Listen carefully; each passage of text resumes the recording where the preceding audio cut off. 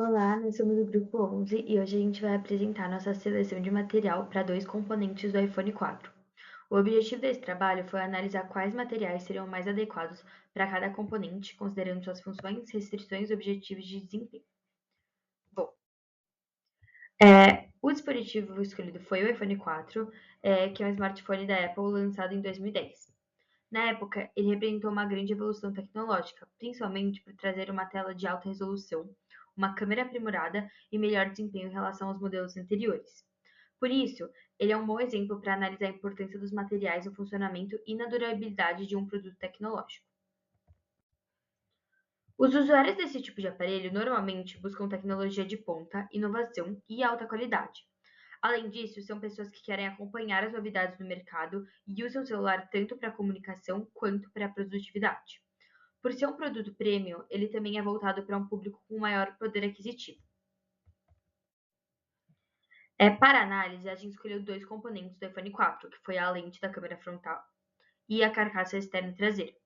Esses componentes têm funções bem diferentes, então cada um exige propriedades específicas do material. E primeiro a gente vai analisar a carcaça externa traseira. Bom, a carcaça externa traseira tem funções muito importantes no aparelho, porque ela protege os componentes internos, ajuda a sustentação estrutural do celular e também contribui para a dissipação de calor. E além disso, uma boa carcaça aumenta a durabilidade do aparelho, já que reduz danos causados por impactos, quedas e usos diários. Para que o material da carcaça funcione corretamente, ele precisa atender a algumas restrições. Primeiro, ele deve ser rígido para proteger os componentes internos contra impactos e deformações. Segundo, ele precisa ser resistente a água doce e salina, para evitar degradação e corrosão superficial. E por fim, ele não pode ser poroso, porque a porosidade ela pode facilitar o acúmulo de poeira, sujeira e umidade no interior do aparelho. Depois das restrições, definimos os objetivos que o material deveria otimizar. O primeiro objetivo é maximizar a resistência mecânica para reduzir deformações permanentes na carcaça durante impactos ou quedas. O segundo é maximizar a tenacidade, para que o material consiga absorver energia sem trincar ou quebrar facilmente.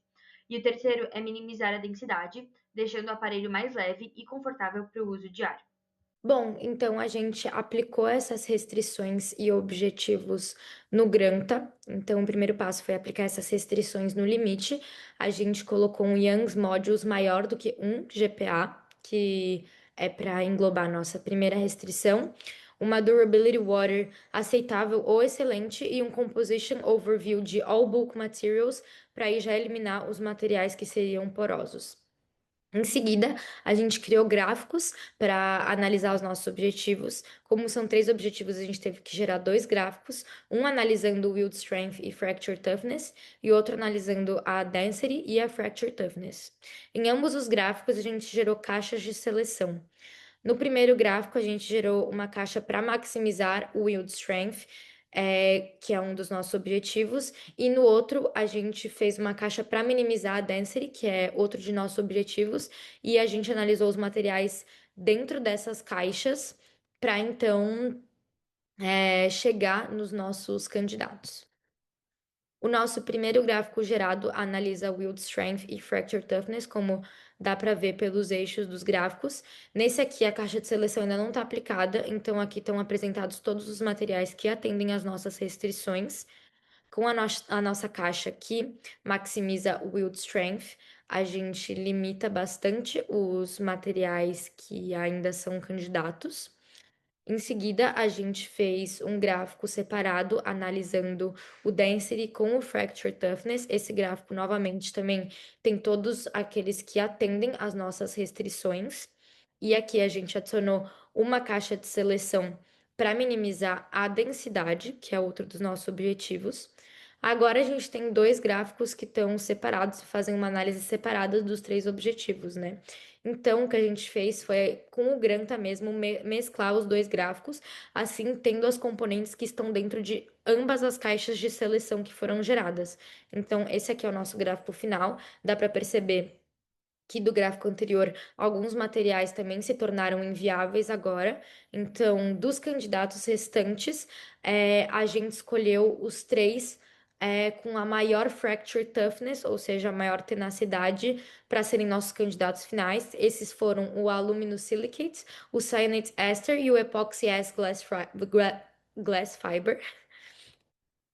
Então, a gente analisou esses três candidatos separadamente. Além de analisar as propriedades que a gente colocou como objetivo, a gente também analisou a condutividade térmica, apesar de não ter levantado ela como objetivo para não poluir muito a nossa análise e os nossos gráficos, ela também é uma propriedade importante, porque é muito importante que a carcaça do celular não superaqueça e consiga conduzir calor para não superaquecer os componentes internos do celular. Então, analisando, a gente percebe que o cyanate ester, ele é o que possui a menor densidade, ao mesmo tempo que possui a maior yield strength e a maior condutividade térmica. Então, a gente percebe que ele só não tem a fracture toughness maior dentre os três. Então, por isso, por ter a maioria das propriedades interessantes para a gente escolhe ele como o nosso candidato final e o nosso material final. Com base na nossa análise feita no Granta, o material selecionado para a carcaça externa traseira foi o CNA Tester com fibra de carbono de alto módulo. Esse material é um compósito formado por uma matriz polimérica reforçada com fibra de carbono. Ele é usado em aplicações de alta performance, como aeronaves e componentes aeroespaciais, porque combina baixa densidade, elevada resistência mecânica, boa rigidez e boa dissipação térmica. No caso do iPhone 4, essas propriedades são importantes porque a carcaça precisa proteger os componentes internos, resistir a impactos e ao mesmo tempo manter o aparelho leve.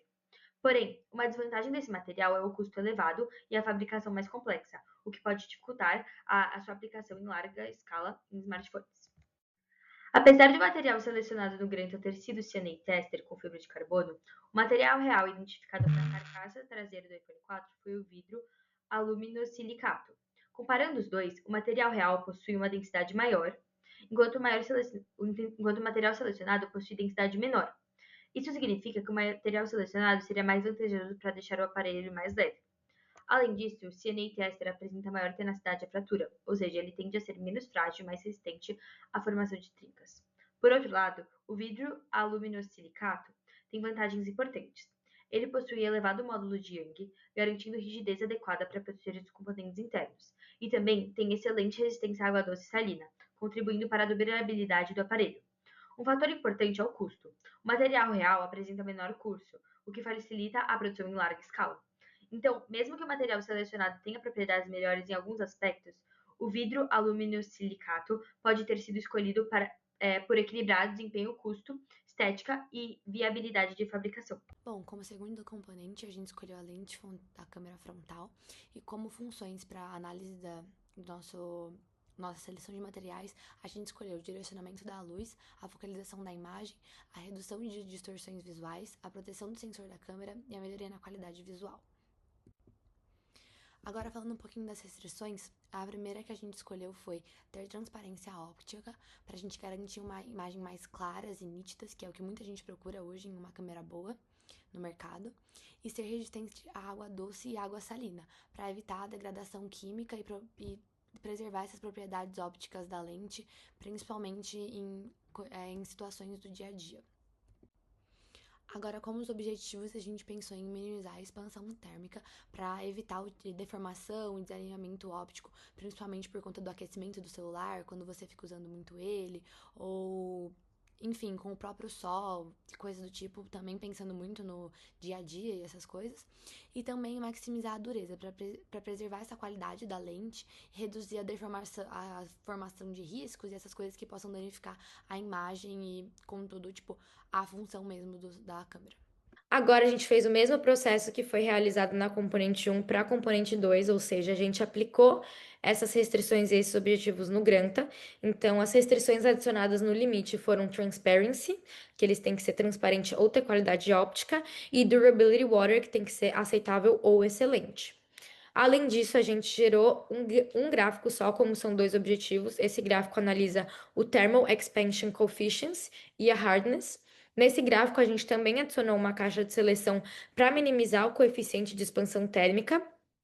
E dentro dessa caixa, a gente analisou aqueles com o menor coeficiente de expansão térmica, que, como foi mencionado, é o nosso objetivo mais importante. Bom, aqui tem o nosso primeiro gráfico gerado. Novamente, esse gráfico apresenta todos os materiais que atendem às restrições, porque aqui a gente ainda não adicionou nossa caixa de seleção. E o segundo gráfico já apresenta essa caixa que limita a um coeficiente de expansão térmica menor do que 50. Então, dos candidatos restantes, a gente escolheu os três com menor coeficiente de expansão térmica, por ser o nosso objetivo mais importante.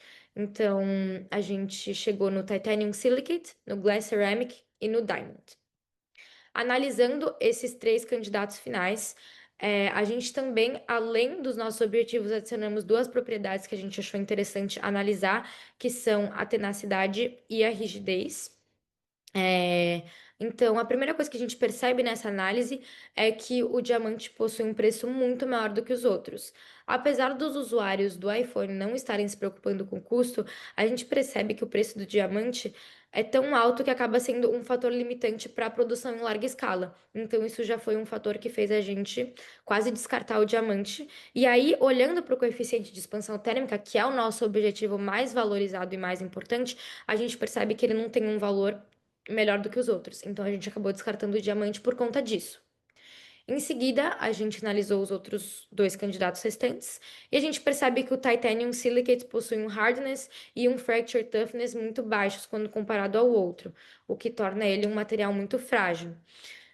Isso acaba sendo limitante para o nosso componente, porque não é interessante que ele seja frágil ou que ele não seja resistente a riscos, como foi mencionado anteriormente. Então, esses também foram fatores que fizeram a gente eliminar o Titanium Silicate, então escolher como material final para nossa componente o Glass Ceramic. Agora, analisando um pouquinho do material que a gente escolheu, ele é um cerâmico bem técnico, utilizado em coberturas ópticas e vidros bem resistentes a calor, que é uma coisa boa pra gente. Outra coisa também é a transparência elevada e a alta dureza e a baixa expansão térmica. Mas, em contrapartida, ele é relativamente frágil sob impactos severos. Estudando um pouquinho, a gente viu que o material que era realmente usado no iPhone 4 era o Optical Glass. Agora, comparando com o material que a gente escolheu, semelhanças deles era que os dois tinham uma boa transparência óptica, que facilita a formação e transmissão das imagens.